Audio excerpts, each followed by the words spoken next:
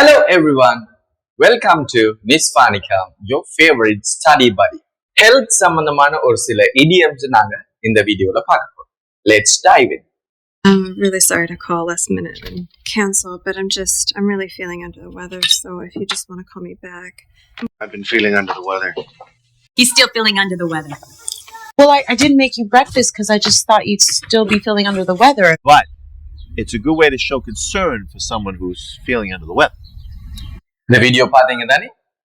உடல் ஆரோக்கியம் சம்பந்தமான ஒரு சில முக்கியமான idioms-ஓட தொடர்ச்சியாக நாங்க பயணிக்கிறோம். idioms சம்பந்தமான ஒரு அறிமுகம் உங்களுக்கு தேவைன்னு சொன்னா இங்க மேல தெரியற இன்ஃபர்மேஷன் லிங்க்ல கிளிக் பண்ணீங்கன்னு சொன்னா உங்களை நாங்க அங்க சந்திக்கலாம். Before we start, think about these questions.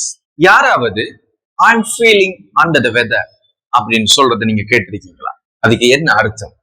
அப்படி இல்லைன்னு சொன்னா ரீசார்ஜ் யுவர் பேட்டரிஸ் அப்படின்னு சொல்ற நேரத்துல போன் பேட்டரி ரீசார்ஜ் பண்ண சொல்றாங்களா அல்லது வேற எதுவும் சொல்றாங்களா? இதை தெளிவா விளங்கி கொள்றதுக்காக தொடர்ச்சியாக இந்த வீடியோவை இறுதி வரை பாருங்க.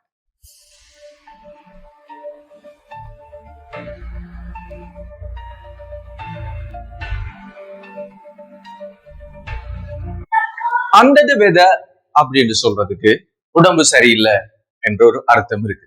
It means not feeling well. இதை எப்படி வசனத்துல நாங்க சேர்த்து கொள்ளலாம்? உதாரணமாக சொல்ல போனா I am feeling under the weather today, so I am staying home. இப்ப நீங்க இந்த ஷார்ட் பேராகிராஃபை வாசிச்சு பாருங்க. Idioms describing health. Mark had been feeling under the weather for weeks. One day he came into work looking like death warmed up, and so we told him to go away for a few days to recharge his batteries. After one day beside the sea, he no longer felt off color, and by the second day, he knew he was on the road to recovery. He sent us a postcard, and we were all glad to learn that he was on the mend. By the end of the week, he returned to work as fit as a fiddle.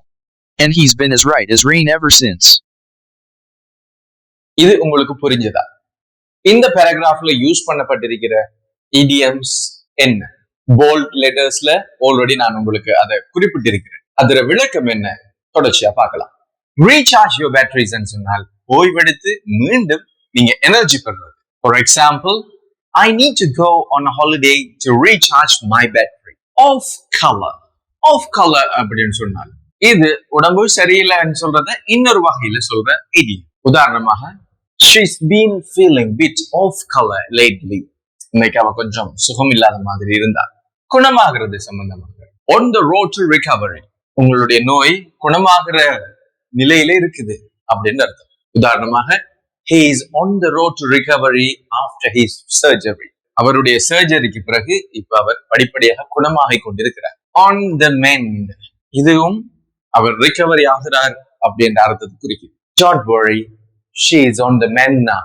கவலைப்படாதீங்க, அவர் குணமாகிட்டு வர்றா. அதே போல fit as a fiddle, as right as rain. இந்த இரண்டு idioms அவங்க பூரணமாக குணமடைஞ்சிட்டாங்க என்று சொல்றது குறிக்குது. After his holidays, he came back as fit as a fiddle. You'll be as right as rain in a few days. கொஞ்ச நாள்ல நீங்க குணமாயிடுவீங்க அப்படின்னு அர்த்தம். So, under the weather அப்படின்னு சொன்னா என்ன? Yes, not feeling well. சுகம் இல்லை. What about fit as fiddle? Yes, perfectly healthy. I hope these idioms find helpful for you.